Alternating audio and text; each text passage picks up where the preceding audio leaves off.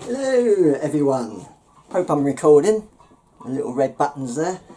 Yes, I am not Graham. What is going on? I hear you scream. Well, I wanted to do this for quite a while, and I'm hoping this will get some more watches, because these are quite popular on YouTube, and it appeals to my nerdiness as well. So yeah, I've been really enjoying watching worst to best album videos, so I'm hoping to make this a series. It'll be yeah, a lot of fun. Yeah, but basically I'm going to rank some of my favourite bands' albums from worst to best, and I only want to do bands that have split up or on sort of major hiatus, that kind of thing. Seems a bit silly to do a worst to best with a band that's still going, so that's what I'm going to do. I'm going to start off with the band Rush. I love Rush. I'm relatively new as a sort of big fan to Rush, I guess. Sort of got more into them in the mid-90s onwards. But I wanted to do Rush first because obviously the sad passing of Neil Peart. So it's like a tribute to him. And yeah, so I've got all the vinyl records, as you can see on my vinyl. I've got all the vinyl records from the first album up to Power Windows, and I never really got into sort of buying CDs. I never really got into collecting. I only own one Rush CD actually. It's the re-release of Farewell to Kings with the Hammersmith live show on it. It's really cool, the anniversary. So I'll just talk about them albums, but yeah. So let's go from worst to best. Now my bottom three are kind of quite interchangeable really. I think they all suffer from the similar things that I don't like. So we're going to start with number 19, Roll the Bones. Come out in 91. Yeah, what these albums suffer from for me anyway is they're just soft sounding albums, like poppy, weak production. They've got no sort of oomph to them. They're more akin to kind of AOR or radio friendly, that kind of thing really. I don't really want that with Rush, you know. But there are some alright songs in it. I think Dreamline is a pretty good track. Probably not as good as the band think. They always play that live. It's a cool track, it's alright. Roll the Bones, that's quite a cool chorus, but let's talk about the rap section. I know it's a bit of fun and all that kind of thing, and it's a one-off, but it's pretty horrible. It's horrible, that rap section. Favourite song on the album by quite a way actually is Bravado. Quite emotional. I like it when they get sort of emotional. But the rest of the album ain't great. Where's Your Thing is interesting because it's the first instrumental since YYZ. And it's called Part 4, the Gangster of Boats trilogy, which is just a sort of inside joke. It's funny that something's Part 4 but a trilogy. It's just pretty funny. The second half of the record was not great. So yeah, that's Roll the Bones. At 18, Presto. Same producer, kind of pretty similar sound, very weak, quite poppy. Not really keyboarded. I mean, they'd got rid of the synths by then, pretty much. It's just kind of a weak, radio-friendly kind of sounding album. Starts off alright, Show Don't Tell has a nice kind of beginning to it, but I don't particularly like the song that much.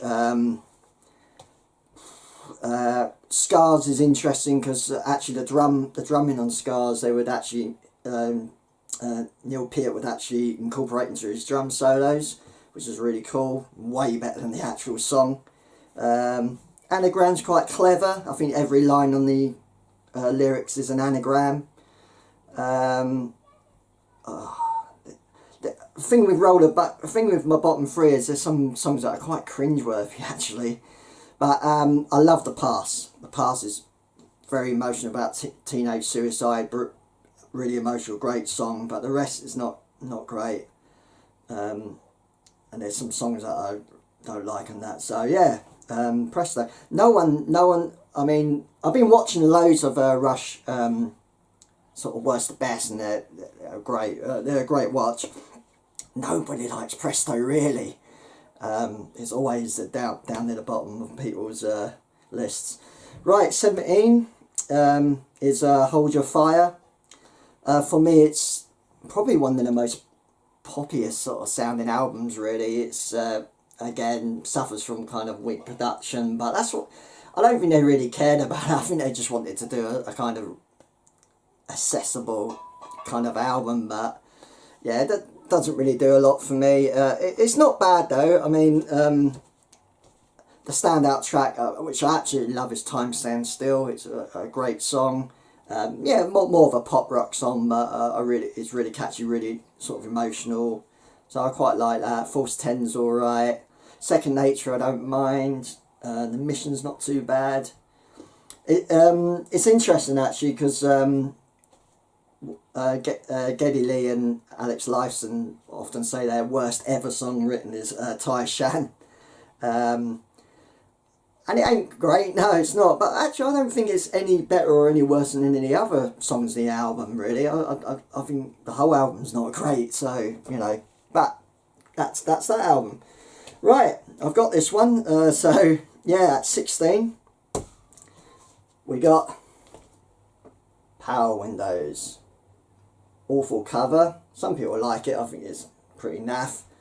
I've got to say the sort of cheesy pop production really is grating on this album. It's quite annoying actually, the production of it. It's great on an engineering point of view because it's engineered brilliantly, you know, but I don't really like the production.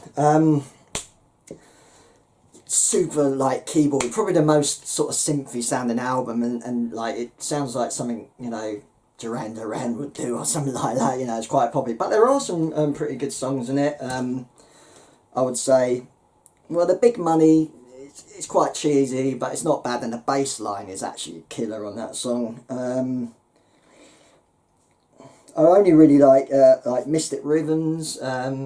It's a nice song, really ridiculously multi-layered. There's so much going on in the song, it's like over the top kind of multi-layered, but pretty cool. But my favourite song on the album is Marathon. Marathon's really good.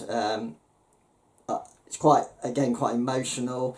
I love the way it ends with the choir coming in, gives it quite a sort of bombast, so I quite like that. Pretty terrible back cover. See what they're doing inside. Lots of mullets on the go there. Geddy's looking great. But yeah, not terrific. Oh yeah, one thing I will say actually is I'm pretty annoyed because I do have a 2112 Rush t-shirt. I was just trying to find it. I've got so many t-shirts, I just could not find my 2112 t-shirts. I'm a bit annoyed about that, so Sepultura instead. What we got next? Yeah, at number 15 we got Snakes and Arrows. Now, the post sort of 2000 albums, I have quite a similar problem to my bottom four in a way, that I sort of just can't really get into the songs so much. I think Geddy's sort of choice of sort of vocal melodies, because like there's not really any sort of stuff that's progressive, so you've really got to get into like the vocal the singing kind of side of things. I just can't really get into a lot of these vocal melodies, especially on this album. Sounds great, brilliant production, it's pretty heavy. Also, a lot of the 2000 posts suffer from being like overly long really, but at the same time I don't blame them because they were doing a lot of they weren't doing a lot of albums at the time, so I can sort of understand that. Yeah, I think also being a sort of a bit older and sort of set in my ways, I always find it quite hard to get into new music, so a lot of it's probably a lot down to me, to be honest. But yeah, Far Cry's awesome. First track, really heavy, the way it starts, great great song, great chorus, but there's really not a lot on it I like. I mean, lyrically it's interesting. Like he's questioning a lot of religion actually on this album, which is quite interesting. Malignant Narcissism, the instrumental was pretty good. I quite like Faithless, but I don't even really remember a lot of the songs, to be honest, so, you know, it sort of passed me by a bit. Even, I mean, I've been really enjoying, I've been listening through all the Rush stuff like crazy. Like the last month I've been sort of in Rush heaven, really, but yeah, this album never really grabbed me, so, but very well produced. Right, next one, this is number 14, and this album, some people really love this album, some people don't really. It's one of them albums, but I'm not overly keen on it. But we got Grace Under Pressure. So this is yeah, 84, come out in 84. So this is like really the first album when they were kind of full on synth, really. I mean, look at that 80s back cover. Look at that 80s back cover. Oh yeah, one thing I will say actually about Power Windows, and arguably this one is it's definitely the most dated sounding album, I think, Power Windows. Yeah, the album cover's very 80s, but I don't like, it's well produced again, but I don't really like that kind of synth sound. I am one of them sort of classic people that sort of not really into the synth era, but there are a couple of really good songs in it. Distant Early Warning is awesome, I love that song. Just the guitar with the synths, and it's a kind of progressive in a way, like a really emotional sort of chorus as well. Yeah, really excellent song. One of my favourites actually from the sort of post moving picture stuff. Red Sector A, great song, very emotional again, about, well, you know, it's not specifically about it, but you know, about the Holocaust, really, about someone's experiences in the concentration camps. Very grim, but good song. Body Electric, pretty cool. Quite a fun song in a way. It's like about a robot escaping his masters and wanting to be independent, you know. And only Rush would get away with a sort of chorus that's 100101. But it's a great chorus, I love it. So, but yeah, the rest of it, there's a lot of kind of Police kind of influence, a lot of new wave influence.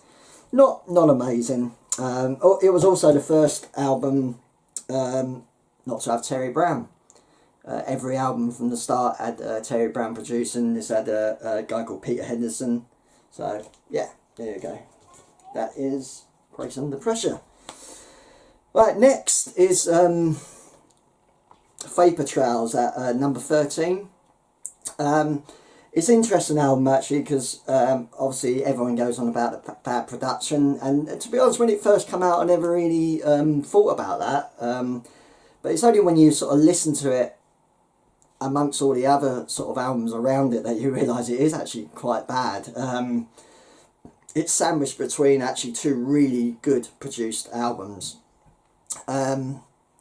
So, but you know, I'd rather hear that than a Presto, you know, which is weak sounding. I'd rather hear this kind of raw sound in a way. The guitar sound is quite poor, really. It's the first album with no synthesizers since Caress of Steel, I believe. It also has Freeze, which is part 4 of the Fear quadrilogy, which started on Moving Pictures with Witch Hunt. Went through, which is part 3 for some reason. He started with part 3 and then worked down to 1. I don't know why, probably just to mess with people. But yeah, what do I like? I do like quite a lot of the songs on it though. One Little Victories, really great drive in the drums at the beginning, great song. Ceiling Unlimited I quite like, the bass along with the guitar I think is quite cool. Ghost Rider, obviously lyrically very important song, not a bad song. Secret Touch, the way in is the way out is the way in, all that, it's quite catchy. I really like Earthshine, that's a nice heavy song. I like Geddes humming the vocals with the riff, and yeah, it's pretty good. The rest of the album not so great. Again, it's really long. So yeah, not too bad, not too bad. I was going to mention something here. Let's have a look. What did I miss? No, doesn't matter. Right, so number 12. These 4 albums that I've just reviewed actually. So from Power Windows, no, sorry, Snakes and Arrows, Grace Under Pressure, Fate Betrayals, Clockwork Angels. I found them, funny enough, the most difficult to play. So them albums kept swapping and changing all the time. But Clockwork Angels, I've got at number 12. This is their last album. It's supposedly their only concert album, but I'll tell you, there is another concert album that they kind of kept secret. But it's really good. It's so well produced. It's really heavy album, actually.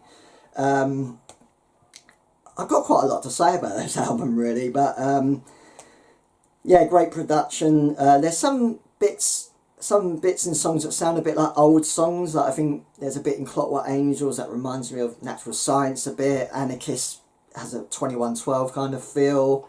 Head on Flight kind of starts a bit like Bastille Day, you know. So there's a little bit of harking back. But yeah, it's a concert album. That's a pretty good concept. I probably completely got the concept wrong, but it feels like maybe the first half of the record, it feels a bit like 2112, where you got these Clockwork Angels that are looking over everyone, running everyone's life, and then, you know, with the track The Anarchist, you got this one character that wants to break away from that. Then, as far as I can tell, he goes on a journey, I guess to escape and to find the 7 cities of gold or something like that. And then when he gets there, so that's got a feeling of the Fountain of Lamnef when from Caress of Steel, when he's trying to find this place for answers. When he gets there, it's completely I guess it's all been a lie, with the track The Wreckers, very depressing track, great track. Then it kind of peters out a little bit, like I was hoping he sort of just accepts his fate in a way. I was kind of hoping for like a 2112 kind of revenge thing or something, but it kind of just peters out. Not the songs are really good. So like going through the songs, like Caravan's pretty cool, BU2B, I forgot what it stands for, it's alright. Anarchist is right, Carnage is very heavy, The Wreckers, I absolutely love the chorus. Head on Flight, it's probably my favourite song on the album, really driving. So it's weird, it's like it deserves to be higher in a way, but the vocal melodies are still not huge, still couldn't get really into. The Garden's pretty nice song. I was also a little bit put off by the tour because I thought the tour, although it sounded great and performed well and the production was amazing, the choice of songs were really poor. It's one of the worst set lists I've seen, actually. Like the whole front half was all 80s stuff, and I like some of the 80s stuff, but you know, so I thought, okay, they'll throw in some great 70s music, and they really didn't. They played the whole of Clockwork Angels all the way through, which I think is always a terrible mistake for a band to do. Iron Maiden did it with Matter of Life and Death, and it was awful. But hey, you know, it's still a pretty good album. Okay, so next we have Signals at number 11. This is, for me, it's actually the start of the sort of synth era, really, and it's a pretty good album. That's the back. People like the front cover, but I think it's pretty naff, actually. Talking of which, actually, the Clockwork Angels cover is absolutely great, and if you look at the clock, it says 9:12, which is 21:12. So, but no, I quite like this album. I still consider it like the start of the decline a little bit, but Subdivisions is awesome. That's really mainly synth, but I love the way it sounds. Sort of not dark's not the word, but kind of somber, but at the same time quite exciting. And for me, this is actually a concept album, because I know Neil kind of writ it that way, Neil Peart, but he wanted to keep it secret because it wasn't really the done thing. But if you look at the album, the song titles, Analog Kid, Digital Man, New World Man, it's really about a guy growing up with subdivisions, obviously the bullying at school, and it works through to the New World Man, Analog Kid. So he's like growing up, and with a track like Losing It, even though it's not really anything to do with a concept, you could put that down, and Countdown he's escaping maybe, you know, so it's definitely got that kind of vibe to it. I love Subdivisions, I love Analog Kid, really great riff, very complicated. Chemistry is actually the only song that Rush ever did where 3 members of the band wrote lyrics. And in fact, I think it's the last song that Geddy Lee and Alex Lifeson wrote lyrics. The Weapon, which I think was part 2 of The Fear, it has an insane, complicated drum beat. Try and copy that drum beat and you'll be in trouble. New World Man I really like. Losing It is with the electric violin is really gorgeous. I like that. I think Neil based it on Ernest Hemingway, I believe, about him losing his ability to write. But yeah, it's quite a good album. I'm not overly keen on the sound of it because it's quite digital, but digital, quite synthy. They look quite digital on the inside cover. But all in all, it's not too bad an album. Right. So let's have a look. I'm always looking at my notes just to see if I've missed anything. But yeah, so top 10 and in my top 10 is these are the albums I really like actually. From now on, at least half the album I really like. So at number 10 we got the debut, Rush. Really good album. I mean, I love the guitar sound on this album. It's really heavy. I always kind of wish they kept that guitar sound for the rest of the 70s albums because it's really big sounding, but I guess they just want it to be a bit more sophisticated with their sound. But it's really good. It's kind of your kind of rock and roll kind of fodder from that era. It's very Led Zeppelin influence. You can hear their influences. They've not really got their own sound. But it's pretty cool record. Some good songs in it. Finding My Way I really like. Need Some Love, very Zeppelin, but I really like that track. Take a Friend Here Again are not great. What You're Doing's alright. In the Mood, bit cheesy. One track that I think is overlooked actually is Before and After. I think that's actually more progressive than people think, because it starts with that really gorgeous quiet instrumental intro, then goes into a really heavy riff, and it's like a completely different song, but it's really cool. And then you got the classic Working Man, which has, you know, that is the most progressive song on the album, has that great guitar solo. I believe John Rutsey actually did write all the lyrics, but then he weren't happy with them and he threw them out, so Geddy Lee actually wrote the lyrics pretty much on the spot, and you can kind of tell it's very much rock and roll fodder lyrics, really not great. But I think it's a really good album though. Good stuff. Yeah, they are looking very 70s on the back. What have I got next? Yeah, I'm on number 9 now. And we have, I think, a little bit of an underrated album actually. We have Caress of Steel. This was their 3rd album from 75. And I've got the gatefold version, which is cool. Inside. Yeah, it's the album that nearly split the band up, of course. It wasn't very commercially successful.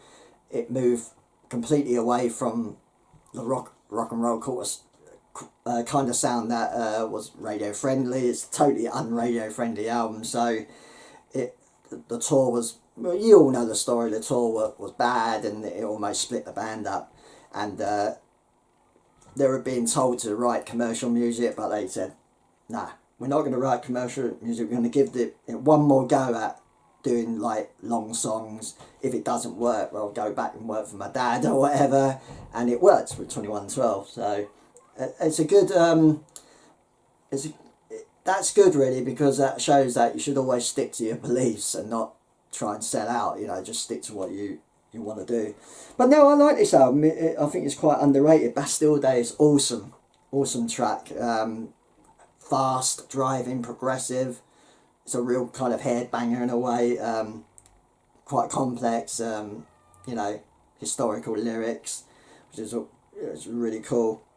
Oh yeah, another thing about the album cover, actually, apparently it was supposed to be silver, but it got messed up in the printing process. But I think I'm going balls a bit naff. Sounds like something off the first album. Lakeside Park is alright, kind of funky, but not great. And then you get to the two long tracks, I think are both quite underrated. The Necromancer, I think, is really cool, actually. Very dark, kind of a bit Lord of the Rings, I guess. But yeah, it's cool. It's cool. It's in 3 parts. It's the first album really where you had proper parts as well. So yeah, what are the parts? You got Darkness. So you got this spoken word thing going on, saying the story. Under the Shadows, like the heavy bit. There's a great guitar solo. Return of the Prince reminds you of the Who a little bit. Is the sort of outro, and that actually brings back the Snow Dog.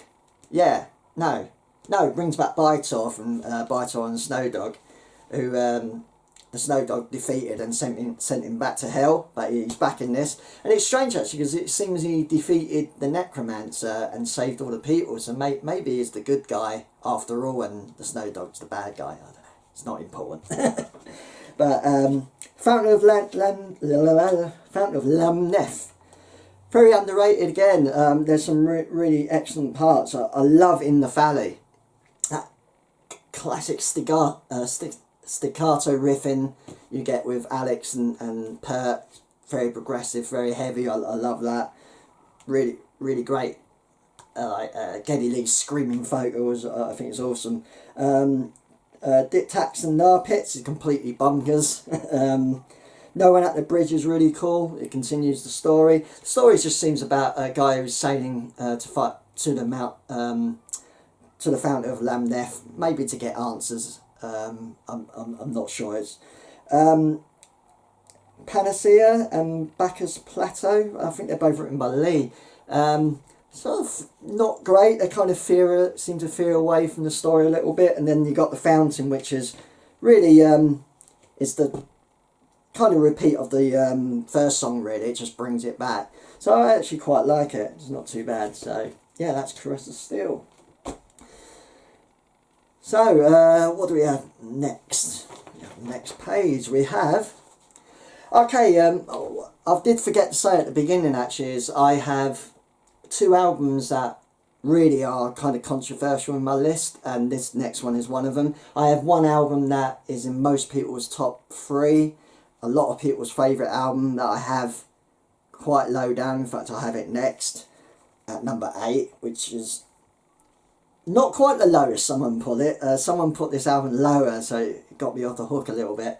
I also have an album that everyone dislikes, and most people have it pretty much in their top 3, bottom 3, bottom 5. Some people have it bottom, and I absolutely love it, and in fact I've got it really high, higher than anyone, but there's a reason for that.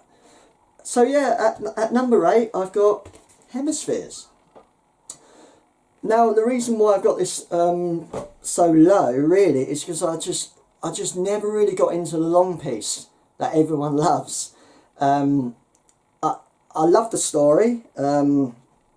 It's a great story by Neil, you know, Battle of Hearts and Minds. You can see it. There's brains on the cover. I love the cover. The cover's awesome. I have a gatefold. So, it's a very progressive album. I don't know, the story's great. You got the gods, the bringer of wisdom, the bringer of love, the Battle of Heart and Mind, bringer of balance, which brings the hero from the Cygnus Book 1 into the story, and he balances everything out. so everyone can live their life. Great. It's actually my least favourite of the 3 long pieces they done, Rush, like the 3 one-side pieces. Whereas Fountain of the Lamb, Neff and 2112, they've got very distinctive parts. This kind of just meanders along really pretty similar. There are moments where it does break up a bit. It's not like quirky or heavy or anything like that, but everyone loves it, so I guess I'm wrong. Another problem I think with me is I'm so in love with the first part. I absolutely love the first part, so that, you know, probably doesn't help. But I can understand why people have this as one of their favourite albums, because if you love that first piece, you're going to love the second half, because the second half's great. Circumstances, great song. The Trees I really like, although the lyrics a bit cheesy maybe. Are they good? Are they cheesy? I'm sort of a bit 50-50 with that, to be honest. And then you come to the, like, an absolutely genius song. One of my favourite Rush songs of all time is La Villa Strangiato, the instrumental, an exercise in self-indulgence. It's in about 12 parts, but it's hard to distinguish the parts in a way. But it's just so good.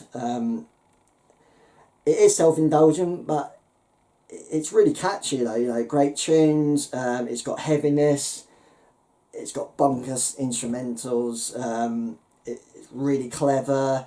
It has probably my favourite licensed guitar solo of all time, not necessarily because it's technical, it's just, it goes up and down in moods. It's a beautiful guitar solo, and just a crazy kind of jazz gone mental kind of vibe to it. I love that song. Most people do. It's my favourite instrumental maybe of all time.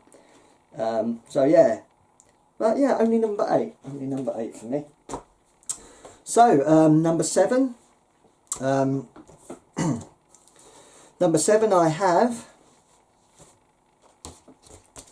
Fly By Night. This was their second album, and really great album. This come out 75 as well, same as Caress of Steel. Back when you started a band, certainly back in the 70s and 80s, you always churned out loads of albums, didn't you, back in the day. But yeah, this is a really great album. It's so, I mean, it starts off with Anthem, and that must have been such, if you were a fan of at the time and you compare the Rush debut to that song, it's like, it's such a change, you know. The drumming, the time signatures, the lyrics. You can tell Neil Peart has got a lot to prove, because the drums are really loud in this album. They're really over the top as well. But yeah, it's great. Anthem's a great song. Just check them out in the back there. Looking cool. Best I Can, and in the end, I kind of left over from the first album, so they have that first album feel.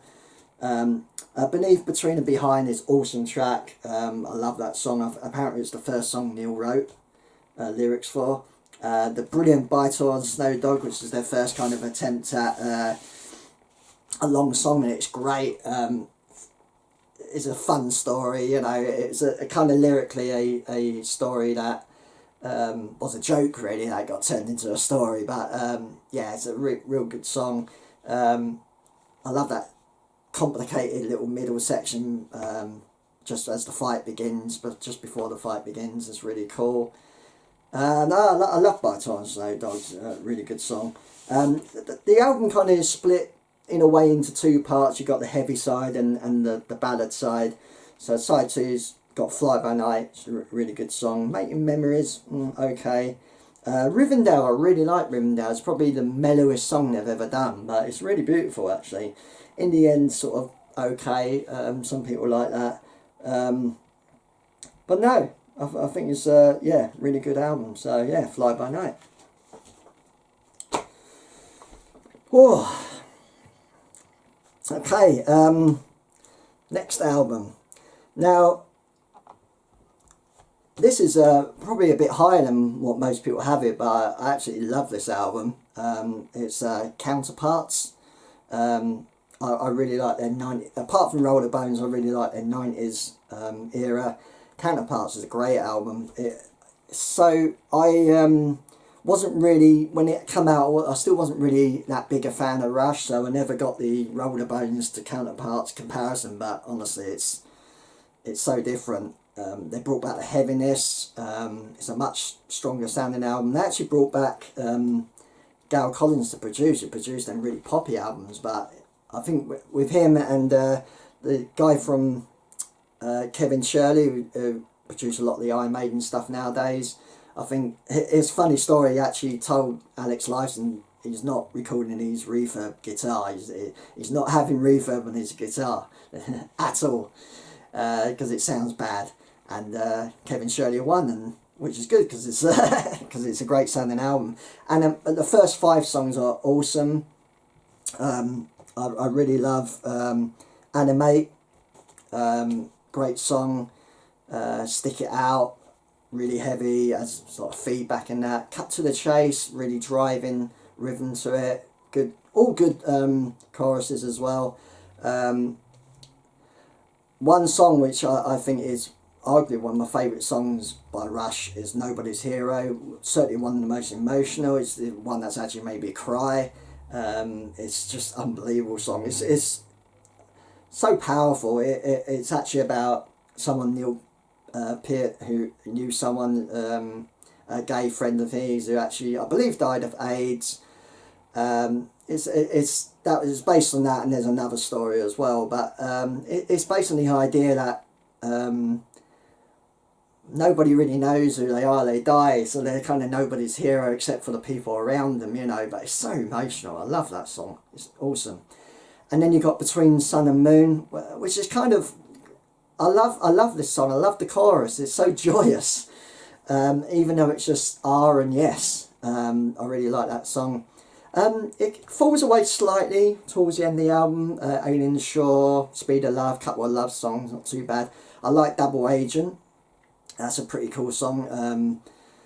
Has some sort of creepy spoken word bits in it, which gives it a kind of sinister sort of feel to it. The rest of the album, Leave That Thing Alone, is not too bad a instrumental. Cold Fire, Everyday Glory, sort of alright. I did forget to mention actually on, I don't know if I did forget to mention, but on Roll the Bones you had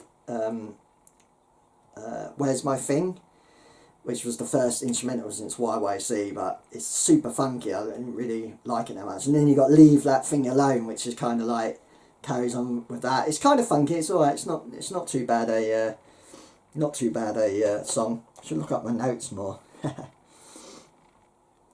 But yeah, really good album. Really good album. I love it. So what we got next? We have the classic. Now I think with these next albums, I like definitely more than half. You know, these albums are really liked by the band now. So at number 5 we have the classic. I wish I could find the t-shirt. We have 2112, iconic cover. That's an absolute iconic cover. That's an infamous cover. They look great. 2112.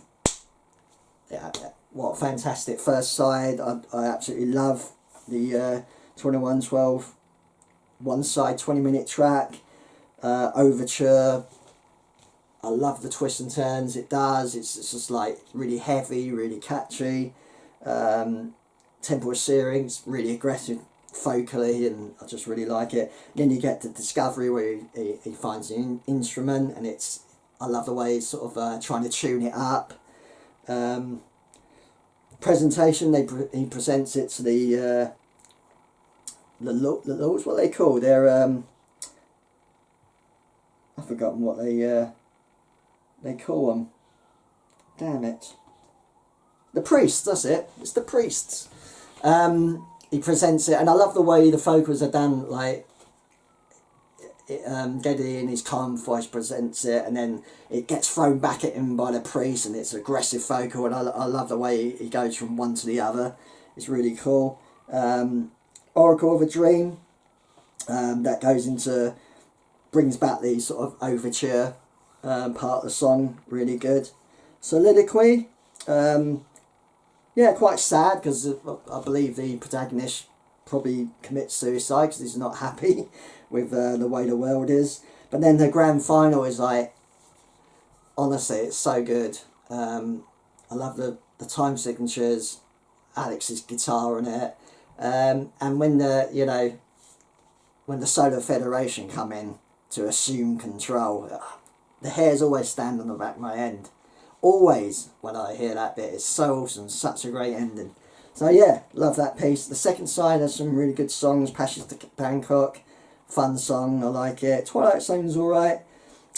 Lessons is interesting. That's Alex Lifeson's only lyrics he ever wrote, apart from Chemistry, but it's the only lyrics he ever wrote for Rush, I believe. Angry chorus, not bad. Tears I really like. I think it's got Mellotron in it. That's a Geddy Lee song. Really nice ballad actually. And then you got Something for Nothing, which I really like. It's a great song, heavy again, good lyrics. So yeah, I like 2112. Well, we all like 2112. Great album. Now this is where get the old fists up, dodge the punches, because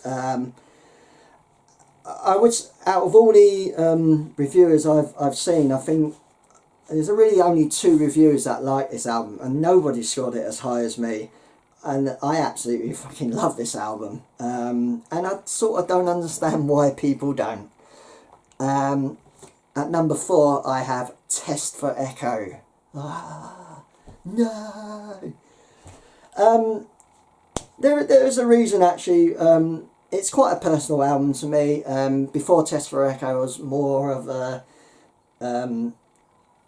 casual Rush fan, really. I liked Hamvor songs and appreciated them, but I wasn't really a sort of big fan. Test for Echo come out and also moved in with my old flatmate who was a big Rush fan. So I got into Rush more through him actually.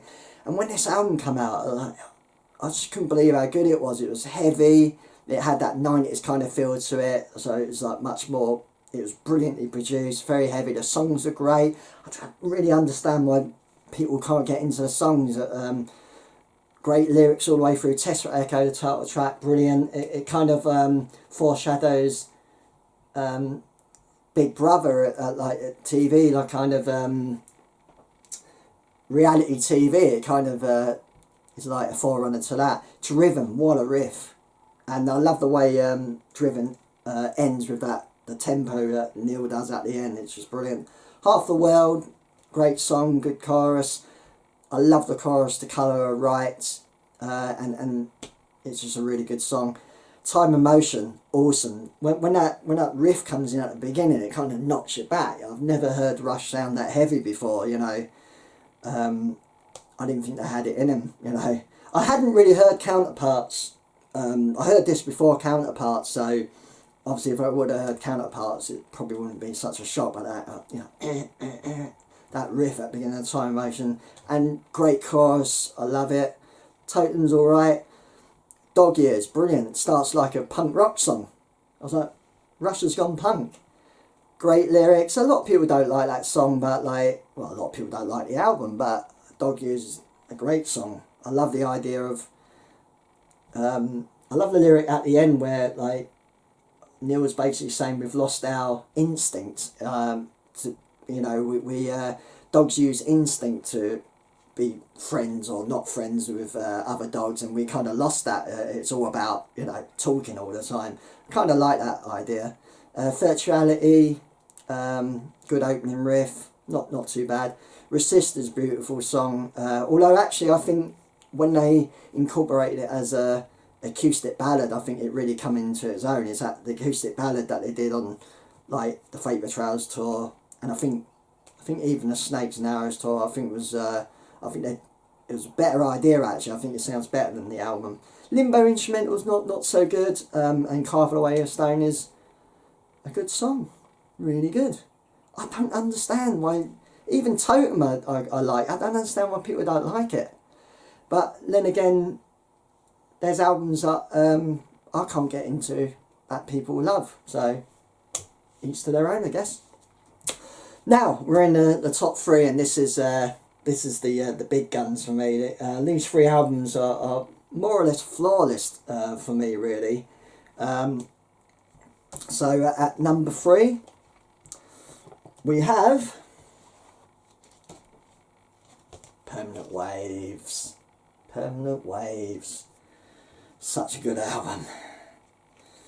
Check the back. How are we looking inside? So this was 1980, the first album of the 80s. And it's funny because it does sound like an 80s album, production wise, but it's actually more proggy than people give it credit for. It's only 6 songs, 2 are really long, but it does have that kind of cold kind of production to it. But yeah, such a great album. Starts off with Spirit Radio. Spirit Radio, like we all know, that's a fantastic song. I never get bored of it, actually, because it's so sort of proggy and technical and catchy. Great lyrics. The lyrics on this album are brilliant. Free Will, awesome track. Really good chorus.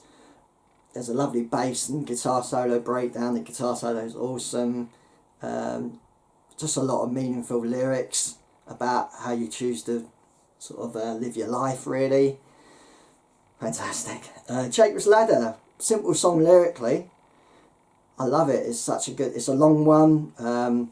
Thing is, they brought in a lot of synthesizers, but at this time I thought that they really served the song well. Especially with Jacob's Ladder, when it goes into that quiet section.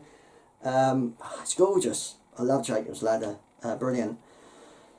Entre Nous, fantastic lyrics, you know, arguably one of my favourite lyric songs Rush ever did.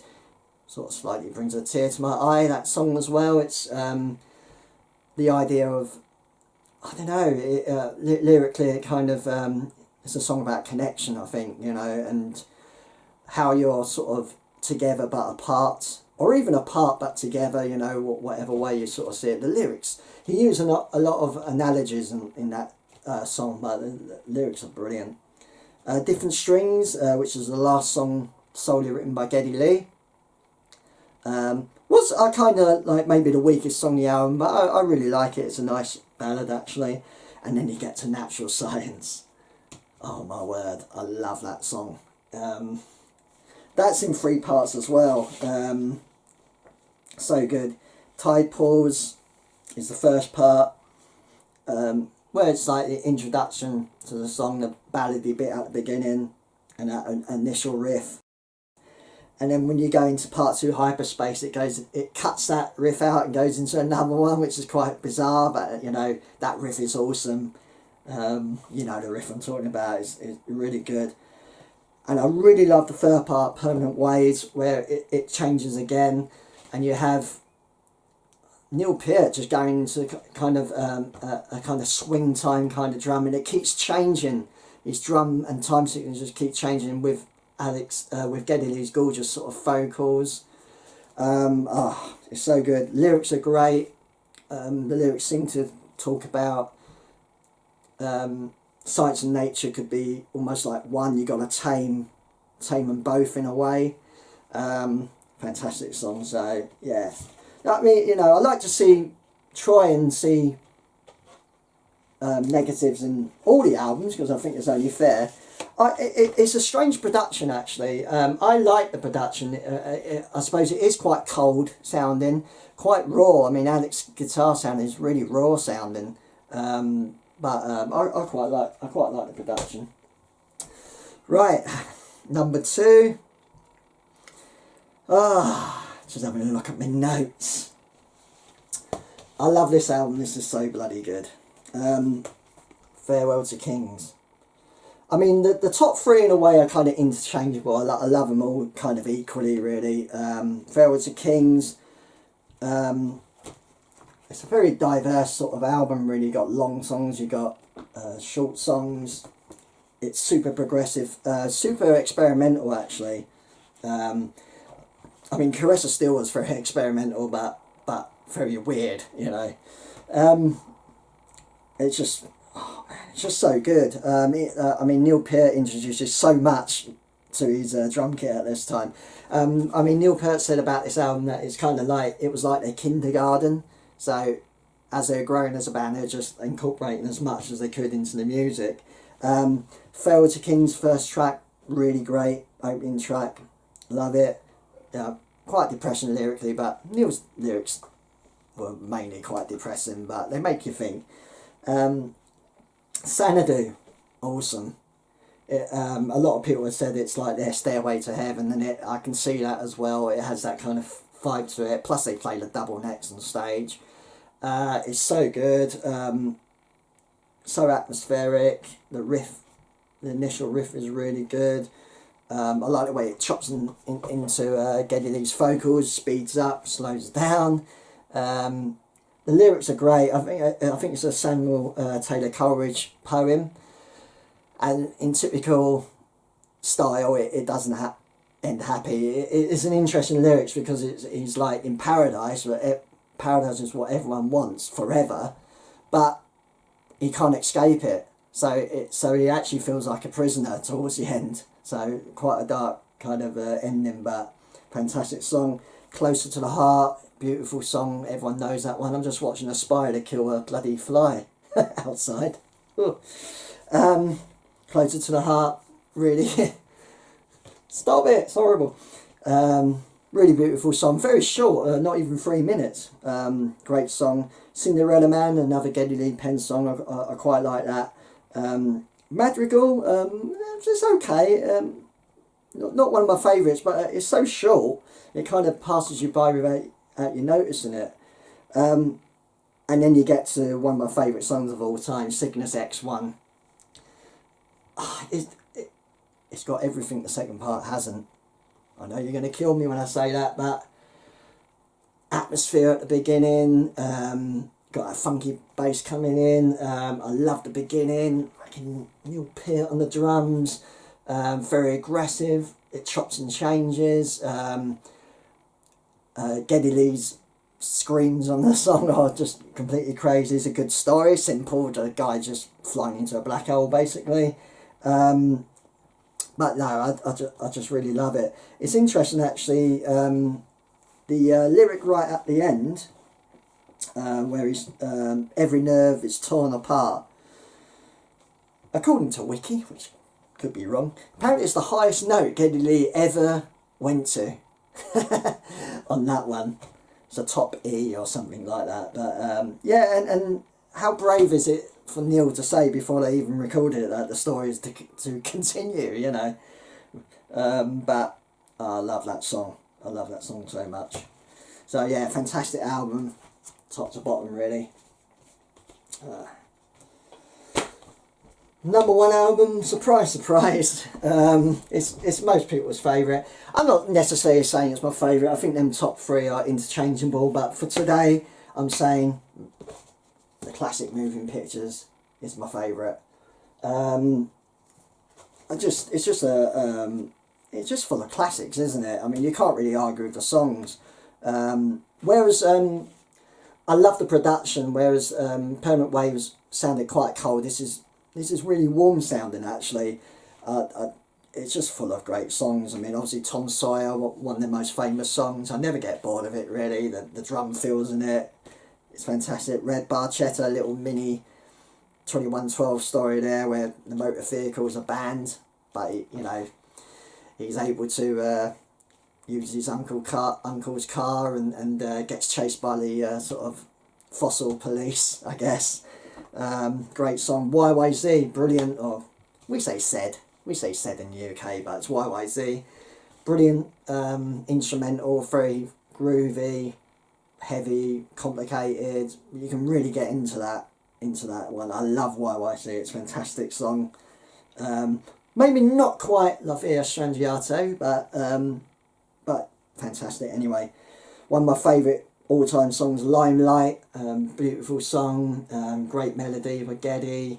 The lyrics fantastic. You know, we all know what it's about. Neil Peart's struggle with becoming famous, and they hadn't really become massively famous until this album, but The Camera Eye, which is pretty much their last long song, really, the last progressive long song. I absolutely love it. Again, lots of synth, but I think the synth works, you know. It's kind of in unofficial two parts, because he talks about London in one part and New York.